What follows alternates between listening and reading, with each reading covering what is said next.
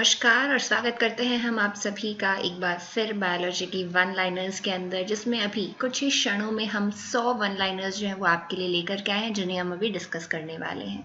तो चलिए शुरुआत करते हैं। पहला देखिए, the type of coiling in DNA. DNA के अंदर जो कॉइलिंग है वो किस तरह की होती है। तो देखिए ये जो बात है, ये जो डीएनए डबल हेलिक्स मॉडल था जो वॉटसन एंड क्रिक ने दिया था, उसके अंदर उन्होंने बताई थी कि डीएनए के अंदर जो कॉइलिंग होती है वो हमेशा राइट हैंडेड कॉइलिंग होती है। जैसे आपने स्टेयर्स देखी होंगी जो यूजुअली बाहर की तरफ इंस्टॉल करी जाती है लोहे की, वो उनमें कॉइल्स होता है इस तरह से, ठीक है। इस तरह की आपने इस तरह से देखो तो ये राइट हैंडेड कॉइल्स होती है, हमेशा लेफ्ट हैंडेड नहीं होती। तो यहाँ पे आपको याद क्या रखना है, राइट हैंडेड। अगला सवाल देखिए कि डीएनए के अंदर ऐसा कौन सा एंजाइम है जिसको आप यूज करोगे अगर आपको उसके बीच में जो नाइट्रोजनस बेस के बीच में जो हाइड्रोजन बॉन्ड है, अगर आपको उसे तोड़ना हो तो आप कौन से एंजाइम को यूज करेंगे। तो H फॉर हाइड्रोजन बॉन्ड और H फॉर हेलिकेज। हम यहाँ पे यूज करने वाले हैं हेलिकेज एंजाइम को, जो जाकर के क्या कर देगा, डीएनए के अंदर जो हाइड्रोजन बॉन्ड्स हैं उनको ब्रेक कर देगा। बॉडी के डिफेंस में कौन कौन सी सेल्स हैं आपकी बॉडी की जो इन्वॉल्व होती हैं। तो बॉडी के डिफेंस में हमारे कुछ सेल्स जो इन्वॉल्व होती है, कुछ यहाँ पे मेंशन है, जैसे कि न्यूट्रोफिल्स मेंशन है, मैक्रोफेजेस हैं, लिम्फोसाइट्स हैं। लिम्फोसाइट्स फिर दो तरह की होती है, B lymphocytes and T lymphocytes, जिनमें से कुछ एंटीबॉडी फॉर्मेशन का काम करती हैं। और न्यूट्रोफिल्स और मैक्रोफेजेस जैसी ये सेल्स हैं, क्या करती है, ये डायरेक्टली जो है इनगल्फ कर जाती है, उनको निगल जाती है पूरी तरह, जो पैथोजेंस अगर होते हैं बॉडी में उनको। ओके, एलर्जिक रिएक्शन की वजह से होने वाली एक डिजीज का आपको नाम बताना है, उसका नाम है हे फीवर। तो हे फीवर जो इसके नाम में आपको फीवर जरूर दिखेगा, बट ये फीवर नहीं होता है एक्चुअली, ये एक एलर्जिक रिएक्शन होती है, ठीक है। It is an allergic reaction. आगे देखते हैं हम, a molecule that produces N immune response. ऐसा मॉलिक्यूल जिसकी वजह से आपकी बॉडी में इम्यून रिस्पॉन्स शुरू हो जाए, उसे हम क्या बोलेंगे, उसे हम बोलते हैं एंटीजन। और जैसे जो भी आपका कोई भी पैथोजन है, सबके पास में अलग अलग एंटीजन होते हैं अपने अपने। जैसे कोई बैक्टीरिया है, उसने अगर आपकी बॉडी पे अटैक किया है तो उसमें कोई फॉर्म ऑफ एंटीजन ज़रूर होगा।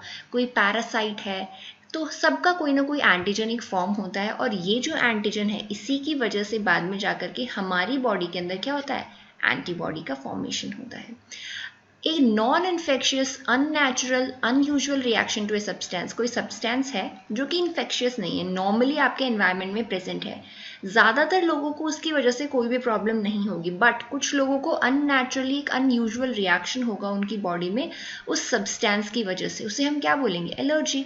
जैसे कि आप मान लीजिए सबसे कॉमन एग्जाम्पल डस्ट एलर्जी है, तो डस्ट के पार्टिकल्स थोड़ी बहुत सॉइल से ही ओरिजिनेट होकर के हमारे एटमॉस्फेयर में प्रेजेंट होते हैं। सब लोगों को उनसे कोई भी रिएक्शन नहीं होती इस तरह की। ये सैंड पार्टिकल्स जो हैं ये इन्फेक्शियस भी नहीं होते, बट स्टिल कुछ लोगों को उनसे प्रॉब्लम होती है, तो हम उस स्पेसिफिक सिचुएशन को क्या बोलेंगे, एलर्जी बोलेंगे।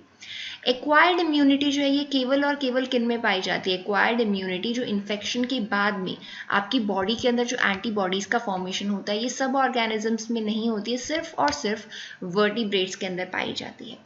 एक्टिव इम्यूनिटी का क्या मतलब है, तो एक्टिव मतलब कि आपने एक्टिवली कुछ काम किया है। एक्टिव इम्यूनिटी का मतलब है कि कोई अगर आपको इन्फेक्शन हुआ है उसकी उससे अगर आपको रेजिस्टेंस डेवलप हो जाए आपकी बॉडी में, तो उसे हम बोलेंगे एक्टिव इम्यूनिटी। और ये रेजिस्टेंस कैसे डेवलप होता है, जब आपकी बॉडी उस डिजीज के अगेंस्ट या फिर उस पैथोजन के अगेंस्ट एंटीबॉडीज बना लेती है, ठीक है। सबसे ज़्यादा मात्रा में पाए जाने वाला इम्यूनोग्लोबुलिन, इम्यूनोग्लोबुलिन क्या है, एंटीबॉडी का ही दूसरा नाम होता है। वो कौन सा होता है, आईजीजी। सबसे ज़्यादा मात्रा में पाया जाएगा आईजीजी। एक इंसेक्ट बाइट है, जैसे आपने अगर एंट भी लिया है, चींटी भी जब आपको खा जाती है तो वहाँ पे क्या होती है, थोड़ी स्वेलिंग आ जाती है, उससे हम बायोलॉजी की या मेडिसिन की लैंग्वेज में इन्फ्लेमेशन बोलते हैं। उस स्पॉट पे इन्फ्लेमेशन हो जाएगी। ये इन्फ्लेमेशन किसकी वजह से होता है, ये इन्फ्लेमेशन होता है सबसे ज़्यादा यहाँ पे इंपॉर्टेंट है हिस्टामिन। हिस्टामिन की वजह से क्या होगा, जब भी आपकी बॉडी में हिस्टामिन रिलीज होगा वो इन्फ्लेमेशन कॉज कराएगा, तो हम हिस्टामिन को इन्फ्लेमेटरी मीडिएटर्स भी बोलते हैं। उसके अलावा काइनिन्स हो सकते हैं, जिसका एक एग्जाम्पल ब्रेडिकाइनिन होता है, तो काइनिन्स भी आप याद रख सकते हैं, बट इंपॉर्टेंट जो हमें यहाँ याद रखना है दैट इज हिस्टामिन। एंटीबॉडीज क्या होता है, अगर उनकी नेचर देखो, केमिकल उसका कंपोजिशन देखो, तो आपको पता चलेगा कि एंटीबॉडीज जो है ये ग्लाइकोप्रोटीन्स होती हैं, ठीक है। एंटीबॉडीज जो है वो कौन से सेल्स के द्वारा बनती है, बी सेल्स जो है आपकी बॉडी के, या फिर बी लिम्फोसाइट्स जो है ये क्या करते हैं, ये फाइनली एंटीबॉडीज का फॉर्मेशन करते हैं। एंटीबॉडी जो है, एंटीबॉडी एक वाई शेप की स्ट्रक्चर होती है, उसको जब ड्रॉ करते हैं तो इस तरह से ड्रॉ की जाती है। जो कंप्लीट लाइंस मैंने ड्रॉ करी हैं, जो बाहर वाली है कंप्लीट वाई जो मैंने बनाया है, that is known as heavy chain. और अंदर की तरफ दो जो लाइंस जिनको सिर्फ मैंने इतना ही ड्रॉ किया उनको लाइट चेन्स बोलते हैं। तो एंटीबॉडी के अंदर दो लाइट चेन्स पाई जाती हैं और दो ही हैवी चेन्स पाई जाती हैं। ब्लड ग्रुप जो है, ब्लड ग्रुप का पहचान या फिर अलग अलग ब्लड ग्रुप हम किस बेसिस पे बताते हैं? हम ब्लड ग्रुप का क्लासिफिकेशन करते हैं कौन सा एंटीजन आरबीसी की सरफेस पे प्रेजेंट है उसके अकॉर्डिंग। अगर आपके आरबीसी के ऊपर ए एंटीजन है तो आपका ब्लड ग्रुप हो जाएगा ए। अगर बी एंटीजन है तो आपका ब्लड ग्रुप कौन सा हो जाएगा? बी। और अगर ए और बी दोनों एंटीजन प्रेजेंट है तो ब्लड ग्रुप हो जाएगा ए बी। और अगर कोई भी एंटीजन प्रेजेंट नहीं है तो आपका ब्लड ग्रुप क्या हो जाएगा? तो ये इस बेसिस पे हमने 4 ब्लड ग्रुप्स क्लासिफाई किए A B O blood group के अंदर। तो ब्लड ग्रुप ए की अगर आप बात करें तो अगर आप एंटीजन यहाँ पे पूछोगे तो एंटीजन हमारे पास में कौन सा है? ए। और एंटीबॉडी कौन सी पाई जाती है आरबीसी के, सॉरी यहाँ पे आरबीसी के ऊपर एंटीजन होगा, बॉडी यहाँ पे गलत टाइप हो गया, एंटीजन। आरबीसी के ऊपर हमें ए एंटीबॉडी मिलेगी। और अगर यहाँ पे एंटीबॉडी की बात करी हुई थी, ए तो है एंटीजन। एंटीबॉडी और एंटीजन कभी भी आपको एक ब्लड ग्रुप के अंदर सेम नहीं करना है। तो जो ए ब्लड ग्रुप वाली ए एंटीजन है उसके अंदर हमें मिलेगा बी एंटीबॉडी। ठीक है। The class of immunoglobulins which can cross the placenta, जो प्लेसेंटा है, जो मदर और जो फीटस है उसके बीच का जो कनेक्शन है उसको सारी एंटीबॉडीज क्रॉस नहीं कर पाती हैं, उसको सिर्फ आईजीजी टाइप की जो एंटीबॉडी है वो क्रॉस कर पाती है। ठीक है। तो ये अलग अलग तरह की एंटीबॉडीज है जिसमें आईजी है। आईजी यहाँ पे हम शॉर्ट फॉर्म यूज करते हैं इम्यूनोग्लोबुलिन के लिए। ठीक है, क्योंकि एंटीबॉडीज को इम्यूनोग्लोबुलिन के नाम से भी जाना जाता है। नेचर वाइज कैसी होती है? ग्लाइकोप्रोटीन होता है इनका नेचर। और ये कितने टाइप की होती है? आईजीजी होता है, आईजीडी होता है, आईजीएम, आईजीए और आईजीई। ये 5 तरह की एंटीबॉडीज जो है हमारी बॉडी में पाई जाती हैं। ओके। एडेनिन जो डीएनए के अंदर प्रेजेंट है वो हमेशा किससे बाइंड करेगा? एडेनिन हमेशा जाकर के बाइंड करेगा थाइमिन से। ठीक है। और इसी तरह साइटोसिन जो डीएनए के अंदर प्रेजेंट है वो किससे बाइंड करेगा? वो बाइंड करेगा गुआनिन से। अगर जो 917 क्वेश्चन है यहाँ पे अगर मैं डीएनए को हटा करके आरएनए कर दूँ तो बताइए आंसर क्या होगा? एडेनिन यहाँ पे फिर किस में बाइंड करेगा? जो आरएनए है उसके अंदर बाइंड करेगा यूरासिल में। क्यों? क्योंकि आरएनए के अंदर तो थाइमिन प्रेजेंट ही नहीं होता है। Okay. Nitrogenous bases bind to each other with the help of nitrogenous bases जो है जैसे एडेनिन, गुआनिन, साइटोसिन, थाइमिन, ये सब क्या है? नाइट्रोजिनस बेसिस है। ये जब एक दूसरे के साथ बाइंड करेंगे तो इनके बीच में किस तरह की बॉन्ड का फॉर्मेशन होगा? यहाँ पे पाया जाता है आपको हाइड्रोजन बॉन्ड इनके बीच में। ठीक है। आपको साइटोसिन और गुआनिन के बीच में 3 हाइड्रोजन बॉन्ड्स मिलते हैं और एडेनिन और थाइमिन के बीच में आपको 2 हाइड्रोजन बॉन्ड्स मिलते हैं। ठीक है। किस तरह के बॉन्ड्स हैं ये जो मैंने ड्रॉ करे? ये हैं हाइड्रोजन बॉन्ड्स। माइटोसिस आपको कौन से सेल से मिलेगा? नॉर्मली जो भी आपका डिवीजन होता है, जैसे पहले जब आप पैदा हुए होंगे आपकी साइज इतनी रही होगी, उसके बाद में आपने देखा होगा धीरे धीरे आपकी बॉडी का जो ग्रोथ हो रहा है तो वहाँ पे भी सेल्स का डिवीजन हो रहा होगा रेगुलरली। जैसे आपने अगर छोटे बच्चे का पाम देखा होगा तो आपको इतना सा मिलेगा। एक एडल्ट का पाम बहुत ज़्यादा उसमें आपको लेंथ में या फिर आप बोले साइज में किसी भी ऑर्गन का देखोगे आपको इंक्रीमेंट मिलेगा। तो बॉडी की जो नॉर्मल सेल्स हैं उन्हें हम सोमेटिक सेल्स के नाम से जानते हैं और उन सेल्स में जितने भी डिवीजन होते हैं वो सारे आपके होंगे माइटोसिस की हेल्प से। और मियोसिस आपका केवल और केवल पाया जाता है गैमेट्स का फॉर्मेशन जहाँ पे हो, जहाँ कहीं भी जब कभी भी आपको ये बोला जाए कि स्पर्म का फॉर्मेशन हुआ है या फिर ओवम का फॉर्मेशन हुआ है तो यहाँ पे हमेशा क्या होगा? मियोसिस होगा। यहाँ पे माइटोसिस की कोई भी जगह नहीं है। तो या तो आप मियोसिस याद रख लें कहाँ पे होता है, उसके अलावा जो होगा वहाँ पे माइटोसिस होगा। मियोसिस के अंदर कितने सेल्स बनते हैं? एक सेल से मियोसिस के अंदर एक सेल डिवाइड करके 4 डॉटर सेल्स का फॉर्मेशन करती है। और इसी तरह माइटोसिस के अंदर क्या होगा? एक सेल से सिर्फ 2 डॉटर सेल्स का फॉर्मेशन होता है। ठीक है। हाउस फ्लाई जो है घरेलू मक्खी, उसके अंदर नंबर ऑफ क्रोमोसोम्स कितने होते हैं? उसके अंदर 12 क्रोमोसोम्स होते हैं। जैसे ह्यूमन बींग्स में हमने बोला था 46 होते हैं, इसी तरह से जो हाउस फ्लाई है उसके अंदर टोटल नंबर ऑफ क्रोमोसोम्स कितने हैं? 12 हैं। ओके। और एक पी का और याद रख लेंगे हम। क्यों? क्योंकि पी जो है वो मेंडल का बहुत ही चहेता प्लांट था, मेंडल ने इसे यूज किया था। तो पी के अंदर टोटल नंबर ऑफ क्रोमोसोम कितने हैं? 12 क्रोमोसोम। अगर फर्टिलाइजेशन के टाइम पे आपको ये पता चल जाता है कि दोनों पेरेंट्स से एक्स क्रोमोसोम आया है, यानी कि मदर के पास तो एक्स के अलावा कुछ है ही नहीं, एक्स ही है सारे एक्स के अंदर। अगर आपको ये भी पता चल जाता है कि स्पर्म भी वो वाला फ्यूज हुआ है एक्स से जिसके अंदर एक्स क्रोमोसोम था, तो क्या हम ये नहीं बता सकते कि यहाँ पे जो ऑफस्प्रिंग होगा, जो बच्चा पैदा होगा, वो क्या होगा? गर्ल होगी वो एक, ठीक है, क्योंकि हमें यहाँ पे जेनेटिक कंपोजिशन पता चल चुका है और हम जानते हैं कि गर्ल का या फीमेल का जो जेनेटिक कंपोजिशन है वो होगा एक्स एक्स क्रोमोसोम और एक्स वाई क्रोमोसोम जब होगा तो क्या होगा? बॉय। तो यहाँ आपको अगर ये सवाल पूछा जाए कि क्रोमोसोम जो है, ये तो हमें मालूम है कि आधे क्रोमोसोम फादर से आते हैं और आधे क्रोमोसोम मदर से आते हैं, लेकिन कौन से पेरेंट से आने वाला क्रोमोसोम जो है बेबी का जेंडर डिसाइड करता है, या फिर लिंग का निर्धारण जो है वो माता और पिता में से किसके गुणसूत्र से डिसाइड होता है? गुणसूत्र से डिसाइड होता है, वो डिसाइड होता है फादर की। और फादर में भी जो बाकी के क्रोमोसोम्स हैं वो इतने इंपॉर्टेंट नहीं है जेंडर को डिसाइड करने के लिए। सिर्फ और सिर्फ स्पर्म के अंदर कौन सा आपका पार्ट आया है, स्पर्म के अंदर आपका एक्स है या फिर वाई है, उस चीज के बेसिस पे डिसाइड होगा कि जेंडर जो है वो मेल होगा या फीमेल होगा बेबी का। ओके। एडिबल पार्ट जो है कोकोनट का, एडिबल पार्ट कौन सा होता है? जो कोकोनट का वाटर होता है, और कोकोनट के वाटर के बाहर भी जो व्हाइट वाला पोर्शन हम खाते हैं, ये पूरा का पूरा पोर्शन होता है एंडोस्पर्म। तो कोकोनट का जो एडिबल पार्ट है वो होता है एंडोस्पर्म, जो कि एक्चुअल में क्या था, जब कोकोनट डेवलप हो रहा होगा तो जो एम्ब्रियो था उसके लिए न्यूट्रिशन था, बट लास्ट में वो और रिमेनिंग बच जाता है और उसको हम एक एडिबल फॉर्म की तरह हम लोग यूज कर लेते हैं। इकोसिस्टम के दो कंपोनेंट्स कौन कौन से? इकोसिस्टम का बायोटिक कंपोनेंट है और एबायोटिक कंपोनेंट है। जितने भी आपके लिविंग ऑर्गेनिजम्स है, लिविंग बींग्स हैं, वो आपके बायोटिक कंपोनेंट में आ जाएंगे और एबायोटिक के अंदर आपके बाकी आ जाएंगे जितने भी नॉन लिविंग फॉर्म्स हैं, वो जैसे आपका सॉइल है, टेम्परेचर है, एटमोसफियर है, ये सारी चीज़ें। पहली एंटीबॉडी कौन सी प्रोड्यूस होती है? जैसे ही आपकी बॉडी में कोई एंटीजन आ गया है, मान लीजिए अभी ट्यूबरक्लोसिस का बैक्टीरिया जो है वो मेरी बॉडी में एंटर कर जाता है, तो वो एंटर करते ही जैसे ही आपकी बॉडी को पता चलेगा कि कोई ना कोई एंटीजन हमारी बॉडी में आया है, तो वो सबसे पहले क्या करेंगी? सबसे पहले IgM एंटीबॉडी को भेज देंगी कि ये जाकर के थोड़ी देर उनसे फाइट करेंगी। तो IgM एंटीबॉडी को इसी वजह से वेलकम एंटीबॉडी भी बोलते हैं, यानी कि कोई भी एंटीजन आपकी बॉडी में आया उसके स्वागत के लिए सबसे पहले कौन सी एंटीबॉडी पहुंची? IgM। तो आप इसको वेलकम से भी याद रख सकते हो, वेलकम में है W और हमारी एंटीबॉडी कौन सी है? M। Simple. Which type of antibody is responsible for secondary immune response? Secondary immune response के लिए कौन सी? अब जब देखिए IgM से कुछ ना हो पाए या फिर हमें ऐसा लगे कि हम यहाँ पे जंग हार रहे हैं एंटीजन से, तो हमारी बॉडी क्या करेगी? IgG एंटीबॉडीज को भेजेगी। सिमिलरली अगर सेम इन्फेक्शन जो है, जैसे आपको मान लीजिए कोई एक जैसे ट्यूबरक्लोसिस का एग्जाम्पल ले लेते हैं हम, टीबी का। टीबी मान लीजिए किसी भी एक पर्सन को पहले हो चुका है, अगर उसमें फिर से टीबी का इन्फेक्शन होता है तो उस टाइम पे जो एंटीबॉडी प्रोड्यूस होगी वो IgM नहीं जाएगी। इस बार जब इन्फेक्शन दूसरी बार हुआ है तो हमने क्या किया कि IgM से तो काम होगा नहीं, अब तो हम दूसरी एंटीबॉडी भेजेंगे और वो कौन सी होगी? IgG। ठीक है। आपको कुछ इंसेक्टिवोरस प्लांट के एग्जाम्पल बताने, जैसे कि पिक्चर प्लांट है, वीनस फ्लाई ट्रैप है, यूट्रिकुलरिया है, ये आपके इंसेक्टिवोरस प्लांट्स के कुछ एग्जाम्पल्स हैं। ये क्या करते हैं? इंसेक्ट्स को खाते हैं।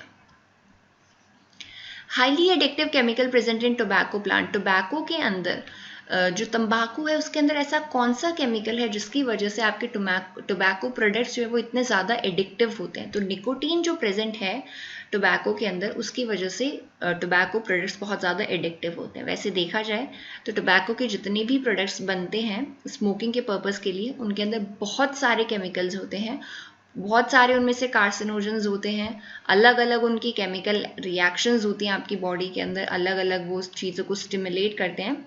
सो सिर्फ ऐसा नहीं है कि हम यहाँ पे एक ही केमिकल की बात करेंगे, बट क्वेश्चन से रिलेवेंट जो केमिकल है दैट इज निकोटीन। इन्फ्लेमेशन के टाइम पे कौन सा इन्फ्लेमेटरी मीडिएटर सीक्रेट होगा? हमने थोड़ी देर पहले ही बात करी थी, histamine.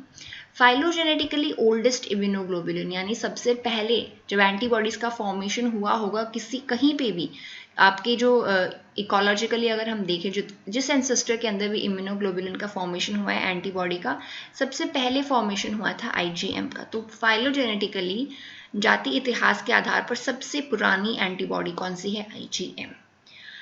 The first form of milk produced by the mammary glands of mammals immediately following the delivery of the baby। जैसे ही बेबी डिलीवर होता है उसके बाद में जो सबसे पहला मिल्क जो है वो प्रोड्यूस होता है मैमल्स के अंदर, उसके लिए एक अलग से नाम है कोलोस्ट्रम।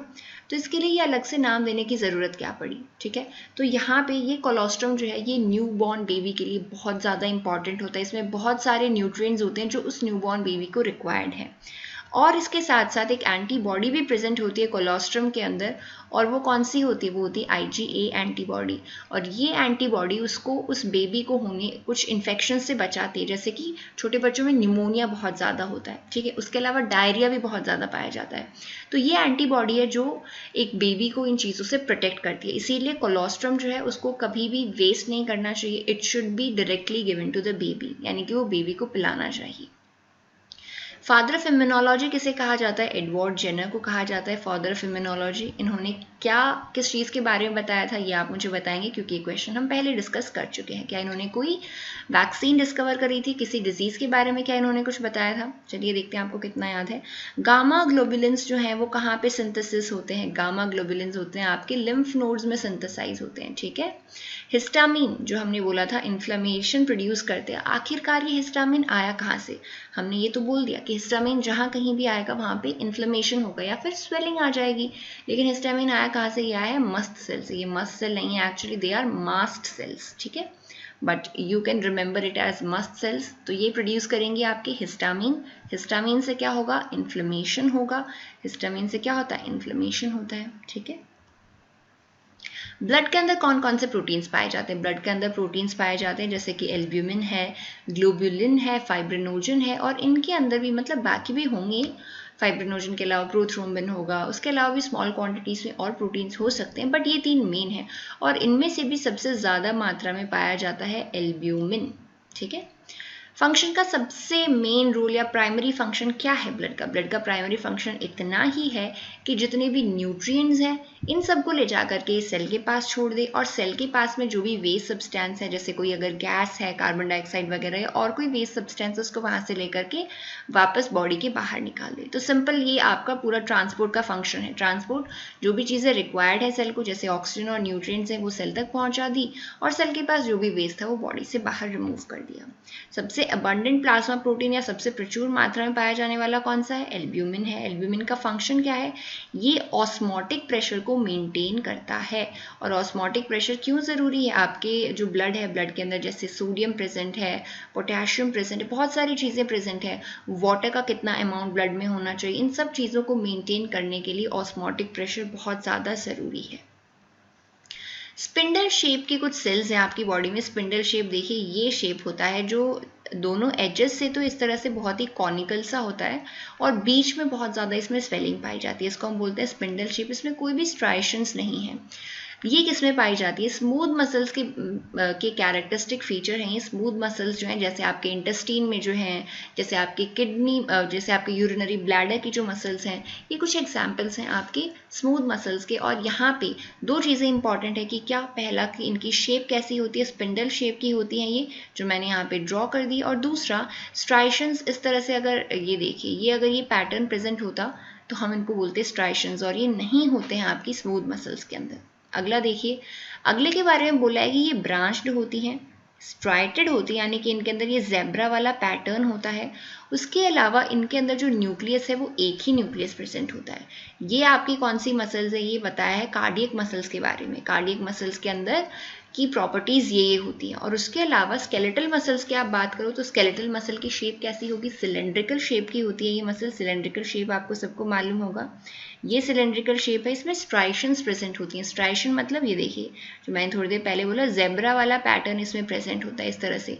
तो स्ट्राइशंस केवल और केवल 2 मसल्स के अंदर प्रेजेंट है, जो कौन सी? एक तो आपकी स्केलेटल है और दूसरी है कार्डियक। और इसके अंदर न्यूक्लियाई बहुत सारे होते हैं, बट वो साइड्स में लोकेटेड होते हैं। तो ये 3 इंपॉर्टेंट कैरेक्टर्स हैं जिनके बेसिस पे हम इन तीनों मसल्स को सेपरेट करते हैं। वो तीनों हमने एक साथ दे दिए। स्केलेटल मसल्स आपकी ज़्यादातर कहाँ होती हैं? आपकी बोन्स के साथ में अटैच्ड होती हैं। और जितना भी आपका मूवमेंट है, मूवमेंट आप जो वॉलेंटरली करते हो, वो सारा किसकी हेल्प से होता है? आपके स्केलेटल मसल्स की हेल्प से। स्केलेटल मसल क्या क्या क्या काम करती है, देखिए लोकोमोशन में हेल्प करती हैं, चलने फिरने में, जितने भी फेशियल एक्सप्रेशंस आप बनाते हो उन सब में आपको मसल्स हेल्प करती हैं। पोस्चर जो आपका है, जैसे आप बैठे हो, खड़े हो, सो रहे हो, इन सब के टाइम पे जो भी आपका पोस्चर है ये भी आपका कौन सी मसल्स की हेल्प से बनता है, स्केलेटल मसल्स की।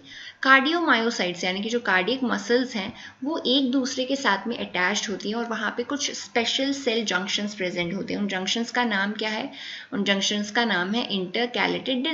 तो आपको ये भी पूछा जा सकता है कि इंटरकैलेटेड डिस्क आपको कौन सी मसल्स के अंदर मिलेंगी, तो इंटरकैलेटेड डिस्क आपको केवल और केवल मिलेंगी कार्डियक मसल्स के अंदर, ठीक है, यानी हार्ट के अंदर।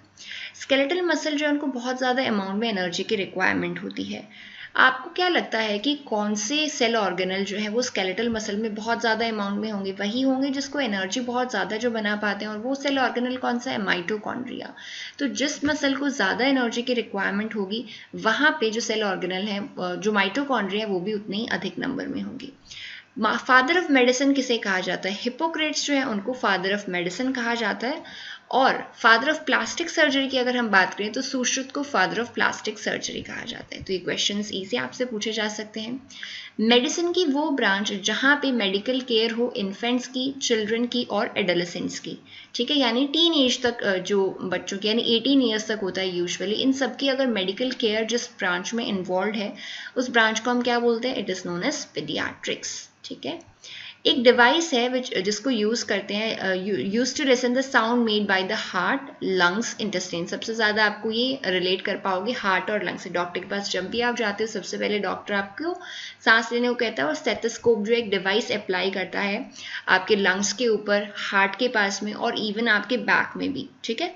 तो ये कौन सा इंस्ट्रूमेंट होता है? इस इंस्ट्रूमेंट का नाम क्या है? ये इंस्ट्रूमेंट आपका होता है स्टेथोस्कोप, ओके। ऑनियन का एडिबल पार्ट कौन सा है? प्याज का जो पार्ट खाते हो वो कौन सा होता है? वो एक्चुअली उसकी लीव्स होती हैं, ठीक है। जो एडिबल पार्ट आप ऑनियन का खाते हो, ठीक है, तो अनियन की नीचे की तरफ ये रूट्स प्रेजेंट होती है और यहाँ पे देखिए इस तरह का आपको एक वाइट सी स्ट्रक्चर आपको मिलती है जब भी आप काटते हो। वो कंप्रेस्ड उसकी स्टेम होती है और बाकी जितना भी प्याज का पार्ट होता है जो आप खाते हो उस तरह से वो पूरी लीव्स होती है। एक्चुअल में प्याज ऐसा होता है बट आपके पास आप जब रिसीव करते हो यहाँ से काटा जाता है, ओके। सो ऑनियन क्या है? एक्चुअली लीफ है जो आप खा रहे हो वो। निमोनिया जो है आपके कौन से ऑर्गन को इफेक्ट करती है? निमोनिया लंग्स को इफेक्ट करती है। कॉलीफ्लावर जो है आपका, गोभी है, उसमें जो एडिबल पार्ट है वो कौन सा होता है? एडिबल पार्ट होता है इन्फ्लोरेसेंस। सिंगल फ्लावर नहीं होता है, यहाँ पे बहुत सारे फ्लावर का गुच्छा पाया जाता है हमेशा, तो उसके लिए हम जो टर्म यूज करते हैं वो यूज करते हैं इन्फ्लोरेसेंस या फिर पुष्प गुच्छ। लार्जेस्ट लिविंग एनिमल कौन सा है वर्ल्ड के अंदर? लार्जेस्ट लिविंग एनिमल है ब्लू व्हेल, जिसका साइंटिफिक नेम है बेलेनोप्टेरा मस्कुलेंस। स्मॉलेस्ट मैमल कौन सा है वर्ल्ड के अंदर? यहाँ पे देखिए, यहाँ पे ऊपर वाले एनिमल की बात करी गई थी यानी पूरे एनिमल किंगडम का, और यहाँ पे सिर्फ हम बात कर रहे हैं मैमल की। तो बम्बल बी बैट जो है वो सबसे छोटा मैमल है, ओके। बलीन वेल की बात करी गई है। बलीन वेल जो है ये जब अपना भोजन खाती है तो ज़्यादातर इसकी डाइट जो होती है वो किससे बनी हुई होती है? ये बनी हुई होती है जू प्लैंक्टन से, ठीक है, जू प्लैंक्टन, जंतु पलवक। RH फैक्टर जो इसकी डिस्कवरी किसने करी थी? तो ब्लड से रिलेटेड मैक्सिमम जो डिस्कवरी है ब्लड ग्रुप से रिलेटेड वो लैंडस्टीनर ने ही करी थी, और लैंडस्टीनर के साथ में यहाँ पे एक और साइंटिस्ट हैं जो कि कौन से हैं? Veena. Father of green revolution, और वो भी स्पेसिफिकली अगर हम बोले इंडिया में जो फादर ऑफ ग्रीन रेवोल्यूशन था उनके नाम से किसे जाना जाता है? तो MS स्वामीनाथन जो थे उनको जाना जाता है father of green revolution in India. Yeast और मशरूम ये दोनों एडिबल होते हैं, sorry yeast I don't know, yeast हाँ यीस्ट पे एडिबल होता है। यीस्ट और मशरूम ये दोनों एडिबल हैं और ये दोनों कौन से किंगडम से बिलोंग करते हैं? ये दोनों बिलोंग करते हैं फंगाई किंगडम से, ठीक है। पहले हमने ये भी बात करी थी फंगाई में जो एडिबल है वो मशरूम होते हैं। और एक और चीज़ यीस्ट के बारे में कि यीस्ट जो है ये यूनिसेल्युलर होता है, ओके, ठीक है।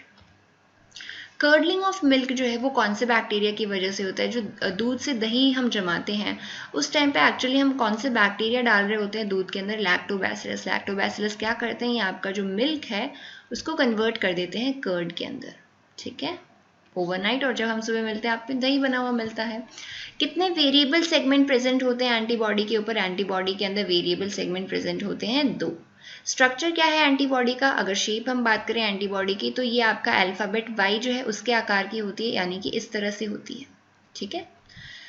What is the normal role of restriction endonuclease? Restriction endonuclease एक एंजाइम है, देखिए बैक्टीरिया की सेल में मिलता है। जब भी बैक्टीरिया के ऊपर बैक्टीरिया को खाने वाला वायरस, जिसे हमने क्या बोला था, बैक्टीरियोफेज, ये जब भी अटैक करता है बैक्टीरिया के ऊपर तो ये एंजाइम रिलीज होता है और ये टुकड़े टुकड़े कर देता है जो डीएनए है उसका, जो फेज बैक्टीरियोफेज उस पर अटैक कर रहा है उसके डीएनए को पूरा ब्रेक कर देगा। ठीक है, सबसे कॉमनली यूज किया जाने वाला वेक्टर कौन सा है? तो ये बात की जा रही है बायोटेक्नोलॉजी के अंदर, जब डीएनए ट्रांसफर किया जाता है एक सेल से लेकर के दूसरी जगह पे, दूसरे ऑर्गेनिज्म के अंदर, तो उस वेक्टर की बात करी जा रही है। सबसे कॉमनली हम यूज करते हैं बैक्टीरिया के अंदर जो प्लाज्मिड प्रेजेंट होते हैं उनको। ठीक है, जो कोरिएंडर है, धनिया है, उसका एडिबल पार्ट कौन सा है? सीड उसके एडिबल पार्ट है, तो सीड जो है उनको क्रश करके पाउडर बनाया जाता है जो हम वैसे यूज करते हैं। और ग्रीन जो पार्ट है पूरा, अगर प्लांट की बात करें तो लीव्स और लीव्स के साथ साथ स्टेम जो है इसको भी यूज किया जाता है कोरिएंडर में। धनिया हम सब मालूम है घर पे यूज करते हैं। ड्रूप टाइप के फ्रूट का एग्जाम्पल कौन सा है? तो ड्रूप फ्रूट के टाइप है बहुत सारे, उनमें से एक टाइप है ड्रूप, जिसके दो एग्जाम्पल्स है जो कि कौन कौन से, मैंगो एंड कोकोनट। ये दोनों आपके ड्रूप टाइप की फ्रूट में आते हैं। ठीक है, अगर एक आपके पास में मॉलिक्यूल है जिसमें 2 से 20 न्यूक्लियोटाइड है, उसे आप क्या बोलोगे? क्योंकि यहाँ पे न्यूक्लियोटाइड है तो हम इसे क्या बोलेंगे? Oligo nucleotide. जब हमने ऑलिगोसैकेराइड्स की बात करी थी तब हमने 3 to 10 की बात करी थी, तो यहाँ पे आपको ध्यान रखना है। तो ऑलिगो का बेसिकली यही मतलब होता है कि शॉर्ट होना चाहिए। कोई पॉलीमर के अंदर तो इतने मोनोमर्स होते हैं जिसे हम गिन नहीं पाते हैं, बट जैसे यहाँ पे 2 to 20 है, इसे हम गिन सकते हैं, तो हम इसे बोलेंगे oligo nucleotide. Enzymes that recognize and cleave specific 4 to 8 base pair sequence of DNA are ये enzymes होते हैं आपके restriction endonuclease। अब देखिए जैसे ये आपका डीएनए है, डीएनए के अंदर ये बेस पेयर प्रेजेंट होते हैं। अब ये आपके रेस्ट्रिक्शन एंडोन्यूक्लियस हैं, क्या करते हैं, ये कोई एक इनकी स्पेसिफिक जगह होती है, वहां पे जाकर के डीएनए को वहां से कट कर देते हैं। जैसे मैंने बोला रेस्ट्रिक्शन एंडोन्यूक्लियस क्या करते हैं, जो वायरस बैक्टीरिया पे अटैक करते हैं उनके डीएनए को टुकड़े टुकड़ों में कन्वर्ट कर देते हैं, उनको पूरा नष्ट कर देते हैं। एलिफेंट के जो टस्क होते हैं, हाथी के जो दांत होते हैं, वो एक्चुअली में कौन से टीथ होते हैं, क्योंकि हम टीथ के टाइप पढ़ चुके हैं, ये आपके बेसिकली होते हैं इंसिजर, यानी आपके सबसे सामने के जो दांत हैं वो इंसिजर जो है वो हाथी के अंदर एनलार्ज हो जाता है और वो बना लेता है टस्क। ठीक है, ह्यूमोरल इम्यूनिटी होती है वो इम्यूनिटी जहाँ पे एंटीबॉडीज का फॉर्मेशन होता है। और हमने बात करी थी एंटीबॉडीज को कौन सी सेल्स बनाती हैं, बी लिम्फोसाइट जो है वो एंटीबॉडी फॉर्मेशन का काम करती हैं। अगर एक मैन है उसका ब्लड RH पॉजिटिव है और एक वुमन है जिसका ब्लड जो है वो RH नेगेटिव है, तो इनका पहला चाइल्ड जो है वो सर्वाइव कर जाएगा, उसको कोई भी प्रॉब्लम नहीं होगी। जो एरिथ्रोब्लास्टोसिस फेटालिस या हीमोलाइटिक डिजीज की जो प्रॉब्लम है वो शुरू होती है नेक्स्ट प्रेगनेंसी से, यानी सेकेंड से। ओके, अगर किसी पर्सन को एस्थमा के अटैक्स जो है वो इंक्रीज हो जाते हैं किसी पर्टिकुलर सीजन के अंदर, तो उसका सबसे इंपॉर्टेंट रीज़न होता है कि हो सकता है वहाँ पे उनके एनवायरनमेंट में पॉलन ग्रेन्स बढ़ गए हों, या फिर अगर जैसा पॉलन डिस्पर्जन के बहुत सारे सीजन होते हैं अलग अलग टाइम पे, जैसे विंड से पॉलिनेशन हो रहा है, तो वो जो पॉलन ग्रेन्स है उनसे अगर किसी को एलर्जी है तो हो सकता है उसको एस्थमेटिक अटैक्स जो है वो बढ़ रहे हों। ठीक है, इन्नेट इम्यूनिटी कौन सी होती है? इन्नेट इम्यूनिटी वो होती है जो जन्म से ही आपके पास होती है, आपको उसमें कोई भी मेहनत नहीं करनी है। ये आपकी जो प्रॉपर्टी है जो आपके पेरेंट्स है उसके जैसी होती है, यानी इसमें आपको कुछ नहीं करना है, आप जब पैदा हुए हो तब से आपकी है वो। पैसिव इम्यूनिटी कौन सी होती है? इसके लिए आपको मेहनत करनी पड़ती है, जैसे आपको जो भी जॉब चाहिए उसके लिए आपको मेहनत करनी पड़ती है, तो passive immunity is like that only. Passive immunity में क्या करना है आपको, वो एक्टिव इम्यूनिटी थी जो मैं बोल रही थी कि active immunity is equivalent to जो आपको जो जॉब चाहिए वो, तो उसके लिए आपको काम करना पड़ेगा। पैसिव इम्यूनिटी क्या है? पैसिव इम्यूनिटी में क्या करते हैं, रेडीमेड एंटीबॉडीज आपको प्रोवाइड कराई जाती है। जैसे यहाँ पे एक एग्जांपल बताएं, जैसे स्नेक बाइट है, किसी को अगर सांप खा जाता है तो उस केस में उनको जब डॉक्टर के पास लेके जाते हैं तो उनको एंटी वेनम दिया जाता है। एंटी वेनम वो केमिकल है जो जहर जो है उसके अगेंस्ट काम करेगा, और उस एंटी वेनम के अंदर क्या होती है, पहले से बनाई हुई एंटीबॉडीज होती हैं। तो अगर आपको पहले से बनाई हुई, और ये पहले से बनाई हुई एंटीबॉडीज ये ज़्यादातर हॉर्स के अंदर बनाई जाती हैं, वो एंटीबॉडीज अगर आपको दी जाती हैं तो आपको कौन सी इम्यूनिटी मिलेगी? Passive immunity. कुछ नहीं, आपने अगेन आपकी बॉडी ने यहाँ पे कोई काम नहीं किया है। RH फैक्टर जो है, RH का नाम मतलब क्या है, यहाँ पे RH कहाँ से लिया गया? क्योंकि इसकी डिस्कवरी रीसस मंकी के ऊपर करी गई थी, तो वहां से यहाँ पे हमने RH जो है वो ले लिया है। Segments of antigen that are recognised by antibody, antigen के ऐसे हिस्से जिनको एंटीबॉडी रिकॉग्नाइज कर लेती है उन्हें हम क्या बोलते हैं? उन्हें हम बोलते हैं एपिटॉप्स। अगर RH नेगेटिव मदर है और अगर उसके अंदर जो फीटस है, मदर के अंदर जो बेबी है, वो अगर RH पॉजिटिव है तो यहाँ पे एक डिजीज का रिस्क होता है। और वो डिजीज कौन सी है? वो डिजीज जानी जाती है एरिथ्रोब्लास्टोसिस फेटालिस के साथ में, या फिर हीमोलाइटिक अनीमिया या और हीमोलाइटिक डिजीज। तो ये कुछ नाम है। तो ये RH नेगेटिव, RH पॉजिटिव अगर आपको समझ नहीं आ रहा है तो सिंपली यही है, अगर मदर का ब्लड ग्रुप मान लीजिए A negative, B negative, AB negative या फिर O नेगेटिव है, यानी किसी का भी आपका AB ब्लड ग्रुप में से जिसका भी नेगेटिव अगर है मदर का ब्लड ग्रुप इनमें से, और बेबी का कोई भी ब्लड ग्रुप हो बट पॉजिटिव हो, तो बेबी का ब्लड ग्रुप पॉजिटिव तभी हो सकता है जब फादर का ब्लड ग्रुप पॉजिटिव हो। तो यहाँ पे उनको एक प्रॉब्लम हो सकती है, उस बेबी के अंदर एक डिजीज का रिस्क हो सकता है और उस डिजीज का नाम है एरिथ्रोब्लास्टोसिस फेटालिस। ठीक है, अगर कोई पर्सन है जिसका ब्लड ग्रुप A है तो जो ब्लड ग्रुप है वो आपको एंटीजन बताना है। तो A ब्लड ग्रुप के अंदर क्या होगा? एंटीजन होगा A, और आपको एंटीजन और एंटीबॉडी कभी भी सेम नहीं बतानी है। तो हमारे पास में A के अलावा जो एंटीबॉडी हम वो बताएंगे, जो कौन सी हो जाएगी? B। सिंपल है एकदम। कार्बोहाइड्रेट जो है, कार्बोहाइड्रेट किस किस से बना हुआ होता है? कार्बोहाइड्रेट एक कंपाउंड है जिसके अंदर आपको कार्बन, हाइड्रोजन और ऑक्सीजन मिलेंगे, और इनके अलग अलग कॉम्बिनेशन से आपको बहुत सारे कार्बोहाइड्रेट्स मिलेंगे। रेड डेटा बुक जो है वो कौन पब्लिश करता है? तो रेड डेटा बुक पब्लिश करी जाती है international union for conservation of nature IUCN के द्वारा। अब ये जो रेड डाटा बुक है इसके अंदर क्या होता है? इसके अंदर सारी इन्फॉर्मेशन होती है, जितने भी प्लांट्स और जितने भी एनिमल्स अगर वो एक्सटिंक्ट हो चुके हैं तो उनकी इन्फॉर्मेशन भी होती है, उनके ऊपर अगर कोई खतरा है एक्सटिंक्शन का, गायब होने का, विलुप्त होने का अगर कोई भी खतरा है उनके ऊपर, तो वो सारी इन्फॉर्मेशन भी आपको मिलेगी रेड डेटा बुक के अंदर। कौन से इंडियन इकोलॉजिस्ट हैं ऐसे जो पहले एशियन हैं जिनको एक अवार्ड मिला है जो बहुत ही फेमस है इकोलॉजी के अंदर, जो है आपका heritage heroes award bye IUCN, international union for conservation of nature. ये एक अवार्ड का नाम है पूरा, heritage heroes award bye IUCN। ये इंडिया के और एशिया के केवल एक ही पर्सन को मिला है, फर्स्ट एशियन को 2016 के अंदर ये मिला था, और इनका नाम है विभूति लहकर। ओके, ये नाम आप याद रखें। ये थोड़ा सा करंट अफेयर्स टाइप से भी हो गया क्वेश्चन। नीम कोटेड यूरिया जो है, नीम कोटेड यूरिया ज़्यादा बेहतर क्यों है यूरिया से? क्योंकि एक तो ये क्या करती है, पेस्ट जो है, कीटों के हमले को कम करती है, और दूसरा सॉइल की सेहत जो है, सॉइल के स्वास्थ्य में सुधार करती है, इम्प्रूव्स द सॉइल हेल्थ। तो इसीलिए अभी जो है वो गाइडलाइंस जो दी गई हैं वो यही हैं कि सबसे ज़्यादा अमाउंट पे नीम कोटेड यूरिया जो है वो बनाई जाए।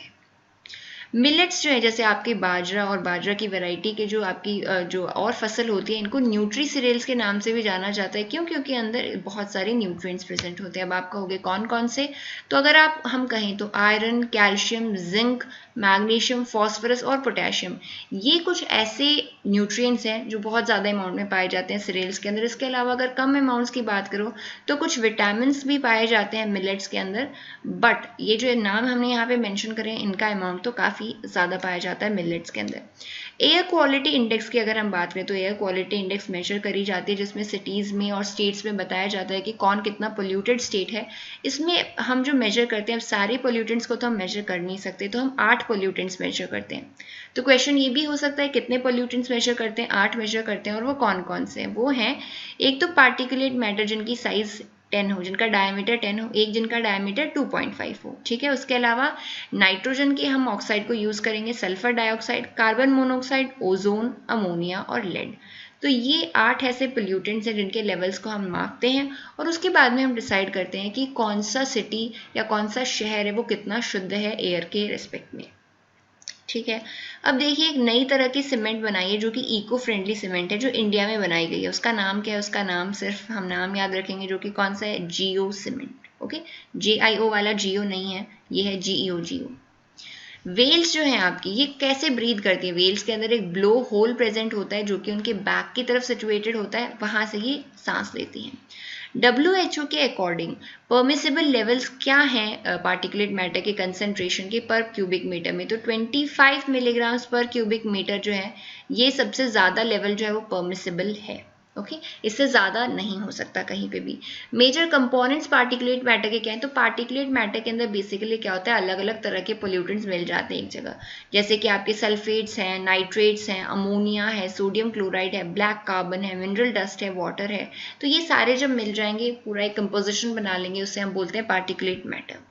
सबसे ज़्यादा हेल्थ डैमेजिंग पार्टिकल्स कौन से होते हैं? पार्टिकुलेट मैटर जिनकी साइज या तो 10 माइक्रोन हो या 10 से कम हो। इसीलिए हमने क्या किया था, एयर क्वालिटी इंडेक्स में हमने एक तो पार्टिकुलेट मैटर 10 की साइज मापी थी और दूसरी हमने नापी थी 2.5। ठीक है, तो ये सारे ही क्या है, बहुत ज़्यादा डेंजरस हैं, 10 साइज वाले और 10 से कम साइज वाले भी। ओके, आपको बताना है वो स्टेट जिसका फॉरेस्ट कवर सबसे ज़्यादा है, जिसका सबसे ज़्यादा फॉरेस्ट कवर है वो स्टेट है आपका मध्य प्रदेश। लेकिन अगर आप बोलो वो स्टेट बताना है आपको जिसके एरिया के कंपैरिजन में उसका फॉरेस्ट कवर बहुत ज़्यादा हो, तो वो है आपका मिजोरम। मिजोरम का जो टोटल एरिया है उसका 88.93%, यानी कि ऑलमोस्ट 89% जो है वो कवर्ड है फॉरेस्ट से। क्लीनेस्ट सिटी कौन सी इंदौर इंडिया की? वो है इंदौर। तो ऑब्वियसली ये क्लीनेस्ट सिटी जो है वो एयर क्वालिटी इंडेक्स के रिस्पेक्ट में नापी गई होगी। ठीक है, what happens when A fresh egg is put in salt water? अगर आप एक फ्रेश एग को सॉल्ट वाटर में पुट कर दोगे तो वो तैरने लगेगा, इट स्टार्ट्स फ्लोटिंग। तो आज के MCQs जो हैं 100 यहीं पे खत्म होते हैं। Thank you and have a very nice day.